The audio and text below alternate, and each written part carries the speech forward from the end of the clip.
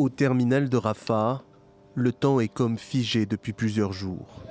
Environ 150 camions stationnés sur une interminable file attendent de passer le poste frontière pour acheminer l'aide humanitaire aux Gazaouis.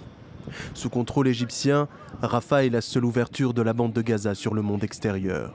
Alors ici, tous les humanitaires sont suspendus à la décision du président Al-Sisi, qui a promis aux États-Unis de laisser passer une vingtaine de camions.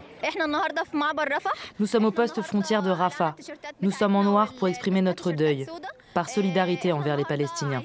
Nous attendons de pouvoir leur acheminer l'aide humanitaire. Les Israéliens nous ont ouvert aucune route. Mais nous ne partirons pas d'ici. Tant que nous ne pourrons pas aider les Palestiniens, on ne partira pas. Une aide humanitaire envoyée par des ONG égyptiennes et par des organisations internationales comme Médecins du Monde et l'OMS pour soulager une population en proie aux pénuries d'eau, de nourriture et de médicaments. Mais ces denrées alimentaires ne pourront manifestement pas être acheminées avant vendredi, car les bombardements israéliens dans la région ont détruit les routes. Illustration dans ce quartier de Rafah, où un bâtiment a été détruit par une frappe aérienne. Plusieurs civils ont été tués. C'est insupportable. C'étaient des enfants innocents, des femmes, des personnes âgées, tuées pendant leur sommeil. Ce sont des crimes atroces. Qu'est-il arrivé aux droits de l'homme?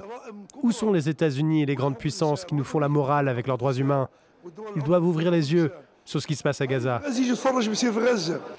Des Gazaouis totalement assiégés depuis le 9 octobre et sous un déluge de feu permanent des forces israéliennes. En près de 2 semaines de guerre, près de la moitié de la population de l'enclave sous blocus a été déplacée.